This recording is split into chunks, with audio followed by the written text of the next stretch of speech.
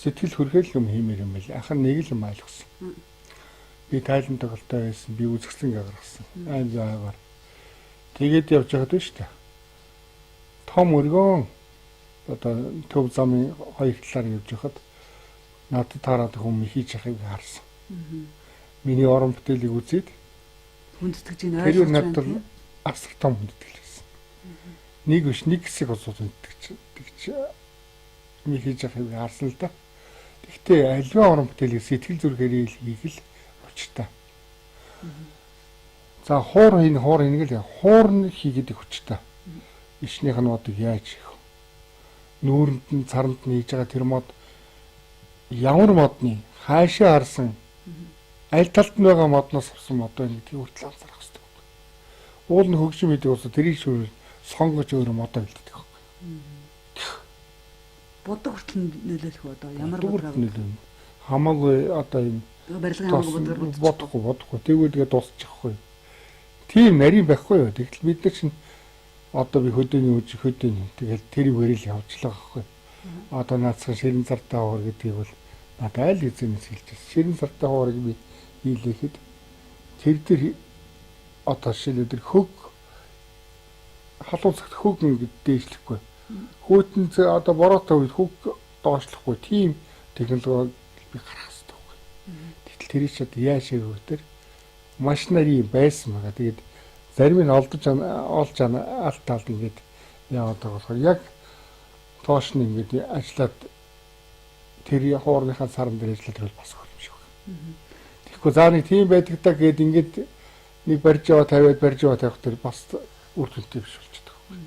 Бүр манай монголчуудын одоо түүхэнд яг энэ модон биш бас өөр арьсаар ширээ янз бүрийн материалаар хийдэг байсан юм шиг байна. Амтныхаа тий ботгоноос иржсэн тэгээд ямааны арьс ихтлээ одоо бол ямааны арьс авахгүй. Хавар цагийн нэг бүр тураалтаар бат хийсэн. Арьс сонгож ирэх. Тэгэхээр тэр чинь шүү дээ. Наацх нь тос нь байдаг хөө нүнжиг. Өө турд самлахаар. Тэгээд тэр чинь хатмаар тий. Гоо яхаа тэр чинь бүр нингрээд нэг тураад. Тарган ямааны арьс ирж тос нэвчилэх энэ. Тос нэвчилэх энэ. Их сайн.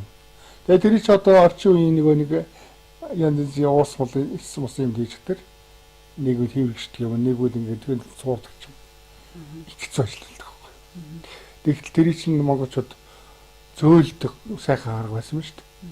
Одоо наацх нь өхөр хийлгийг хүртэл ингээд маш утгах гэдэг муутгаад эсгэлэн юм шиг болгож байгаа. Тэгээд тэрийг түрхчдэг гэсэн юм. Сангийн гэсэн технологи арга байна тийм. Оо том. Малын нугас түрхдэг гэсэн. Тэгэхээр зөөллөд өгчдөг байхгүй. Хууруудаас гадна та одоо янз бүрийн хингэрэг ч юм уу арьсан янз өөр төрлийн хөгжмүүд хийж ирсэн үү? Утсан хөгжмүүдээс гадна. Ямар хөгжмүүд хийж вэ? Хингэргүүд би хингэрэгтэл бас л 7-8 төрлийн хингэрэг хийсэн. Хингэрэг хэд бас ямар арьс сонгох вэ? Аялгау төвтэй хингэрэг. Би өөрөөр ямааны арьсалж хийсэн. Ямааны арьс болмоор юм л. Их сайхан хийж болмоор юм л. Тэгэхээр энэ бол маш нарийн, нандин, ховор ийм ажил юм аа. Тэгээд энэ сайхан хөгжмийн зэмсгийг хийж байгаа. Цаашид хийх их хүсэл эрмэлзэлтэй байдаг. Тэгээд манай хүүхдүүдээс ч гэсэн одоо энэ аавынхаа өвийг залгамжилж авч байгаа хүүхдүүд байгаа. Олон шавнар байгаа. Тэдэр нь ч гэсэн цаашид одоо энэ их нандин өв соёлыг өргөжлүүлэн хөгжин дэлгэрүүлж явах байхаа гэж боддог та. Хөгжимчд бол маш их байна. Бид нар одоо жирийн бид ч гэсэн заагаад байвал сурчих юм тийм ээ. Хөгжим уралдаг бол цөөн байна шүү дээ. За манай хөгжимчд дэлхийн олон орноор ингээд аялж ийн тоглож ийн тийм ээ. Гадаадд хүртэл хамтлаг байгуулсан байна. Язгуур урлагийн хөгжмүүдийг гадаад их сонирхдаг юм байна. Таны хөгжмүүдэд хамгийн олон дэлхийн хаана хүрчээ? За миний хөгжимч ойрхон бохоо. Одоо энэ Францны хоёр хөгжим явсан язгуур урлагийн Америкийн хөгжим үзээд нэг хоёр хөгжим байгаа. Халтар сариатны хөгжим дээр үдүүлж авч үзсэн нэг хоор. Халтар сариат тоглох гэж байгаа. Сонирхол авчихсан байгаа тэр Тони хоёр тий. Тэгээ Японы ханхууд бас байдгийн Стрелита юу? Стрелита авч үзсэн. Тий, тэгээд гоо нарийн эндийн авч явж байгаа юм бол би л дээ захиалаа. Хөгжимчт нь аваад явж байгаа юм бас зөндөл байгаа байна. Хөгжимчт нь авалгүй байгаа би танаас авнаа гэл. Одоо тэгээд миний хамгийн дот нь нэг гайхамшигтай надад тусалсан юм бол манай Мөнх Эрдэнэ. Ятхын хатан хаан. Ятхын хатан хаан гэдэг. За тэр чинь өстө хөгжмөнөр өлөөлдөг, уйраадаг үлдээ. Сонсоод л суугаа гайхамшиг. Тэр бол гайхамшиг. Одоо өнгөрсөн жил их мундаг өвдлөө шүү дээ заалаа. Тийм ээ. Энэ хүн бол өсөө би боддгоо. Ганцхан ажил. Хаан руу ажиллаа гэж явчихдаг. Тийм Монголын дэлхүйд сурч зөндөө өвдлөө тийм ээ. Тэр хүнд чинь миний нэг ятдаг байгаа. Тэр маань ихлээд ихшгэлсэн дараа нь марк боллоо. Тэгээ би тэрийн уран бүтээл бид хэдийн гамбар үгэж нөхөр нэг сайхан залуу үе.